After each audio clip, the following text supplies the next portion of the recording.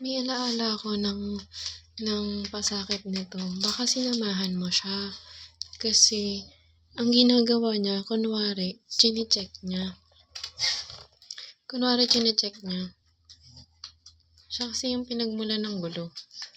Chine-check niya kunwari, tapos, hindi mo alam, winawasak niya na pala.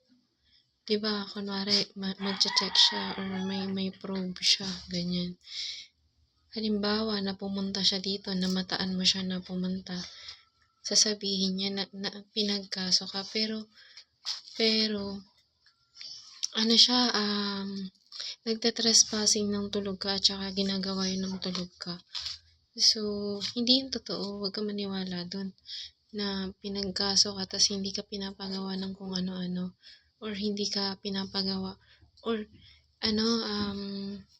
chine-check niya kunwari pero ang totoo sinasaktan ka na niya.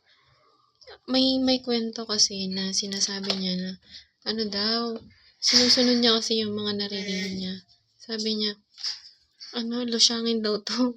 Ang ginagawa niya, inu-ultrasound niya, sinasaksak niya dun sa ng babae. Yun yung allegedly sinasaksak niya dun sa ng babae. Tas kunwari chine-check niya pero winawasak niya na pala. Pinapakunan niya. Halimbawa, binuntis nung kasama niyang isa. Binuntis.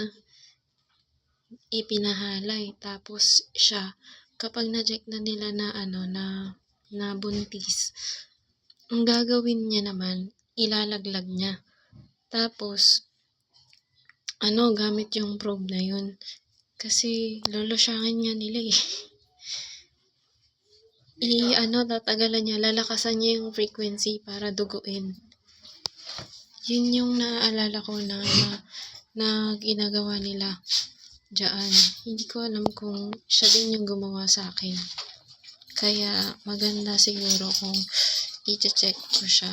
So, wag mo na akong istorbohin. Kasi, narinig ko na nananakit siya.